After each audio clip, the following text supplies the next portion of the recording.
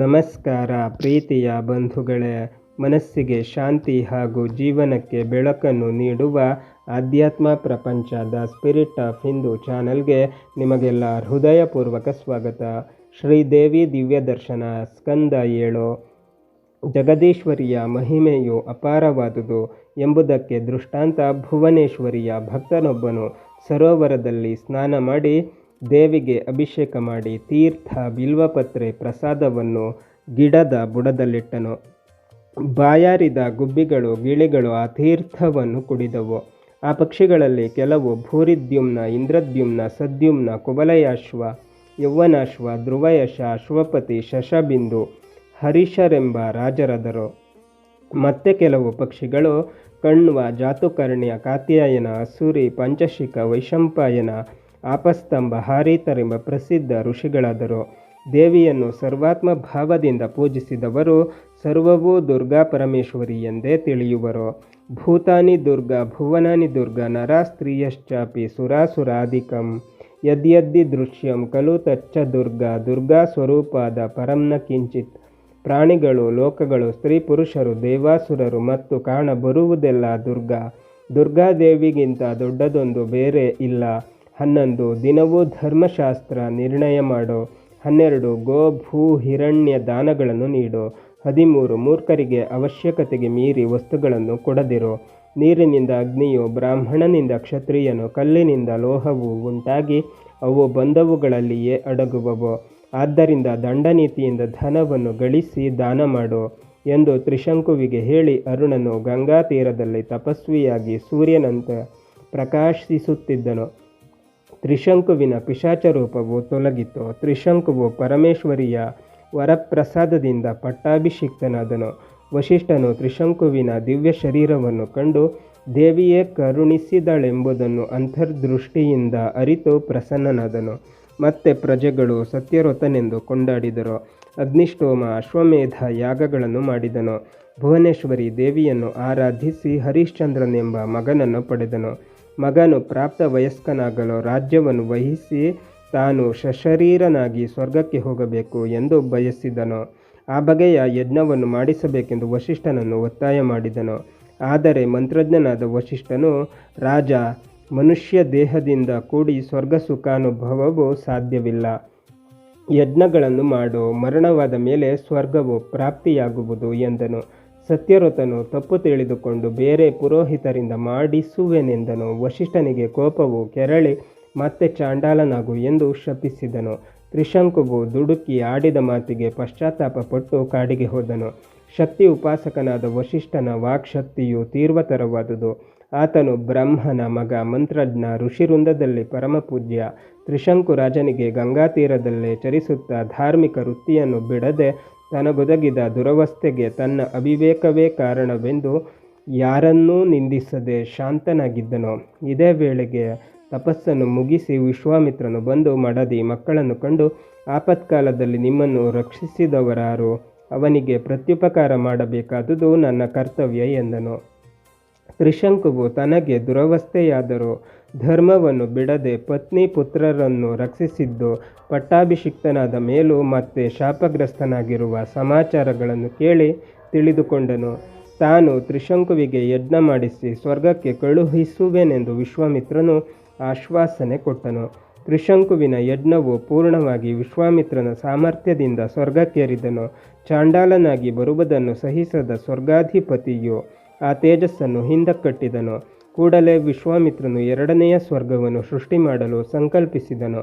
ಮಹರ್ಷಿಯ ಕೋಪವು ತನಗೆ ವಿನಾಶಕಾರಿ ಎಂದು ಹೆದರಿದ ಇಂದ್ರನು ಕ್ಷಮೆಯಾಚಿಸಿ ತ್ರಿಶಂಕುವನ್ನು ಸ್ವರ್ಗಕ್ಕೆ ಬರಮಾಡಿಕೊಂಡನು. ವಸಿಷ್ಠನು ಸ್ವರ್ಗಕ್ಕೆ ಹೋಗಲು ಅಲ್ಲಿ ವಿಶ್ವಾಮಿತ್ರನ ಭೇಟಿಯಾಯಿತು. ಸತ್ಯದ ಮಹಿಮೆಯ ಬಗ್ಗೆ ಚರ್ಚೆ ಆರಂಭವಾಗಿ ಹರಿಶ್ಚಂದ್ರನು ಸತ್ಯವಂತನೆಂದು ವಸಿಷ್ಠನು ವರುಣನಿಗೆ ಮಾತು ಕೊಟ್ಟು ತಪ್ಪಿದ ಸುಳ್ಳುಗಾರನೆಂದು ವಿಶ್ವಾಮಿತ್ರನು ವಾದ ಮಾಡಿದರು. ಹರಿಶ್ಚಂದ್ರನ ಸತ್ಯತೆಯನ್ನು ಹೊರೆಹಚ್ಚಲು ವಿಶ್ವಾಮಿತ್ರನು ಪ್ರತಿಜ್ಞೆ ಮಾಡಿದನು. ಹರಿಶ್ಚಂದ್ರನು ಒಂದು ದಿನ ಬೇಟೆಗೆ ಹೊರಟನು. ಕಾಡಿನಲ್ಲಿ ಸುಂದರ ಸ್ತ್ರೀಯೊಬ್ಬಳು ಅಳುವುದನ್ನು ಕೇಳಿ ಸಮಾಧಾನ ಮಾಡಲು ಸಮೀಪಿಸಿದನು. ವಿಶ್ವಾಮಿತ್ರನ ತಪಸ್ಸಿನಿಂದ ತನಗೆ ತೊಂದರೆಯಾಗಿದೆ ಎಂದು, ತಾನು ಒಬ್ಬ ಸಿದ್ಧಿರೂಪಿಣಿ ಎಂದು ಹೇಳಿದಳು.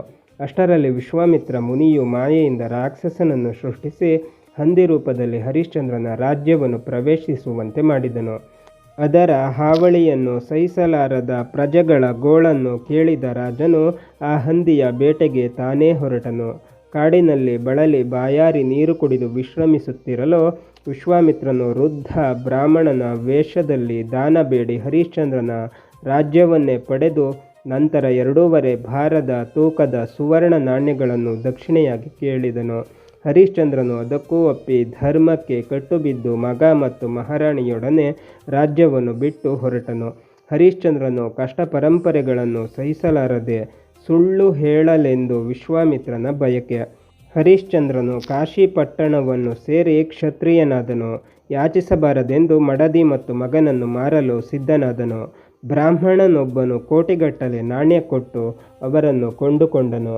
ಆ ಹಣವನ್ನು ವಿಶ್ವಾಮಿತ್ರನು ಪಡೆದು ಕೋಪವನ್ನು ನಟಿಸುತ್ತಾ ನಡೆದನು. ಆಮೇಲೆ ಯಮಧರ್ಮರಾಜನು ಚಾಂಡಾಲ ರೂಪಿನಲ್ಲಿ ಬಂದು ಹರಿಶ್ಚಂದ್ರನನ್ನು ಖರೀದಿ ಮಾಡಿದನು. ಅಸತ್ಯಕ್ಕಿಂತಲೂ ಚಾಂಡಾಲತ್ವವೇ ಉತ್ತಮವಾದುದು.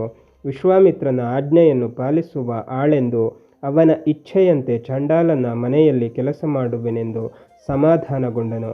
ಕಾಶಿಯ ಸ್ಮಶಾನ ಕಾಯುವ ಕೆಲಸವನ್ನು ಮಾಡುತ್ತಾ ವೈರಾಗ್ಯ ಮೂರ್ತಿಯಾದನು.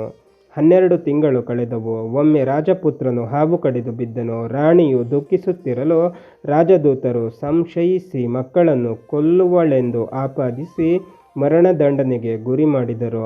ಹರಿಶ್ಚಂದ್ರನೇ ಮಡದಿಯನ್ನು ಕೊಲ್ಲಬೇಕಾಯಿತು.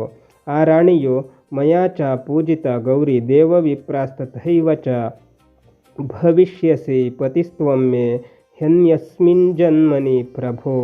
ನಾನು ಗೌರಿ ದೇವಿಯನ್ನು ಪೂಜಿಸಿ ದೇವ ಬ್ರಾಹ್ಮಣರನ್ನು ಸತ್ಕರಿಸಿರುವುದು ಸತ್ಯವಾದರೆ ಮುಂದಿನ ಜನ್ಮದಲ್ಲಿಯೂ ಹರಿಶ್ಚಂದ್ರನ ಸತಿಯಾಗಿ ಸಹಧರ್ಮಚಾರಿಣಿಯಾಗುವೆನು.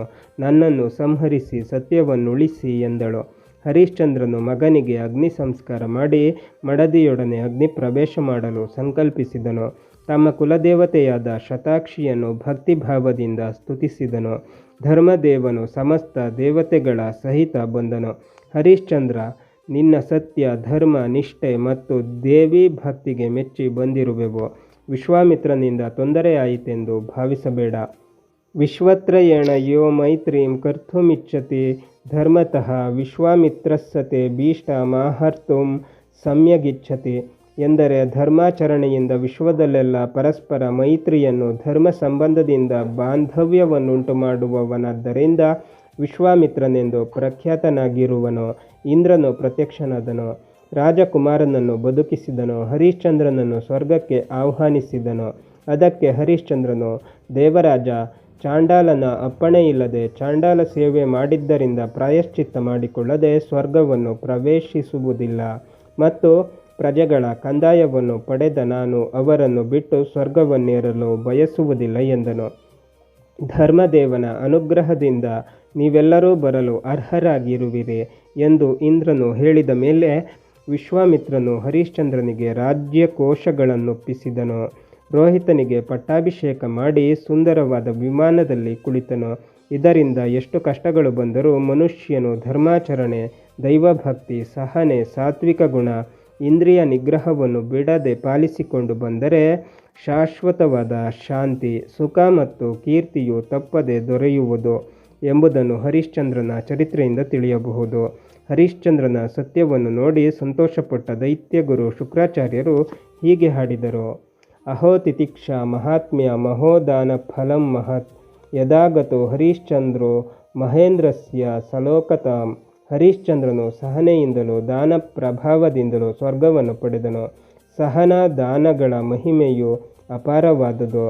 ಕುಲದೇವತಾರಾಧನೆಯು ಸಮಸ್ತ ಸಂಕಟಗಳನ್ನು ದೂರ ಮಾಡುವುದು. ಸತ್ಯವ್ರತವು ಸರ್ವ ಸಾಧನೆಗಳಲ್ಲಿ ಸರ್ವೋತ್ತಮವೆಂಬುದು ಪ್ರಕಾಶವಾಯಿತು. ಬಂಧುಗಳೇ, ಶ್ರೀದೇವಿ ದಿವ್ಯ ದರ್ಶನ ಮುಂದುವರಿಯುತ್ತದೆ. ಅಲ್ಲಿಯ ತನಕ ನಮ್ಮ ಚಾನೆಲನ್ನು ನೋಡ್ತಾ ಇರಿ. ಎಲ್ಲ ವಿಡಿಯೋಗಳನ್ನು ನೋಡಿ, ಶೇರ್ ಮಾಡಿ, ಲೈಕ್ ಮಾಡಿ, ಕಮೆಂಟ್ ಮಾಡಿ, ಹಾಗೆ ನಮ್ಮ ಚಾನಲನ್ನು ಸಬ್ಸ್ಕ್ರೈಬ್ ಮಾಡಿ.